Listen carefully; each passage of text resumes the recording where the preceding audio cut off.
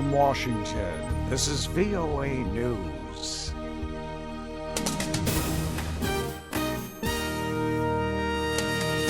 I'm Joe Palca reporting. Iraqi army says ISIS could be behind the civilian deaths. The Iraqi military is casting doubt on reports that the U.S.-led coalition airstrikes killed as many as 100 civilians in the contested city of Mosul, citing new evidence it says shows Islamic State militants rigged the site with explosives. A Pentagon statement on Saturday said an initial review showed coalition strikes on March 17th at the location corresponding to the allegations of civilian casualties in western Mosul's Old City. The statement said an investigation is underway. Earlier today, the Deputy Commanding General for Operation Inherent Resolve, Brigadier General Matthew Eisler, said he could not comment on the investigations, but said they are continuing. And we will use those investigations to modify our tactics, techniques, and procedures so that we continue to take all feasible measures to protect innocent civilians. The Pentagon statement also said coalition planes routinely strike ISIS targets in the neighborhood, and coalition forces take all reasonable precautions during the planning and execution of airstrikes to reduce the risk of harm to civilians. In the meantime, Mosul still the scene of much bloodshed today.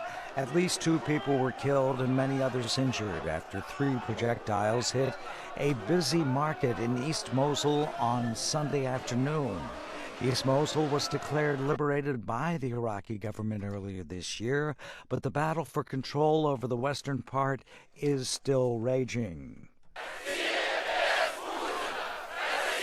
10,000 Russian protesters chanting "Russia without Putin" and "Russia will be free" have demonstrated by the thousands in cities across the country in support of a call by Russian opposition leader Alexei Navalny for accountability among the Russian elite. This is VOA News.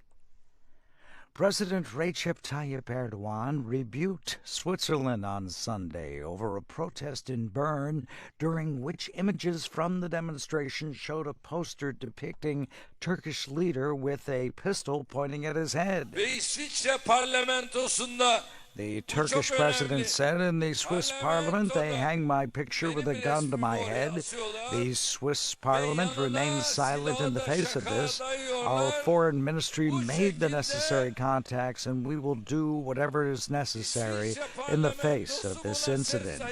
The Turkish foreign ministry did summon the Swiss ambassador over the protest it said was organized by supporters of terrorist groups.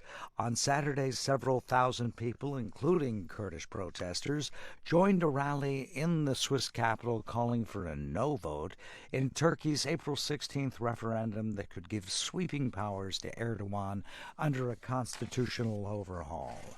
1 person was killed and 15 other people were wounded in a shooting at a crowded nightclub early Sunday morning in Cincinnati in the U.S. Midwestern state of Ohio. Cincinnati Police Chief Elliot Isaac. Several local men got into some type of a dispute inside the bar, and it escalated into shots being fired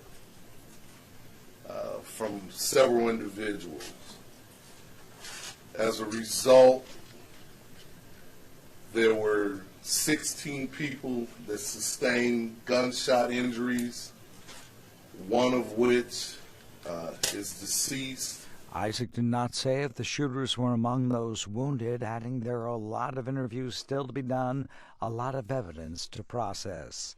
Authorities in Bahrain say they smashed a terrorist cell responsible for last month's bus attack and planning to murder senior officials. The state-run news agency quoted Interior Ministry officials on Sunday as saying 14 people were arrested. The officials say the suspects were backed by 2 exiled Bahrainis living in Iran. Some of the suspects were trained by the Iranian Revolutionary Guard or Iraqi terrorists. Bahraini officials say those arrested on Sunday were responsible for the February 26 bus bombing in Bahrain that wounded 5 policemen.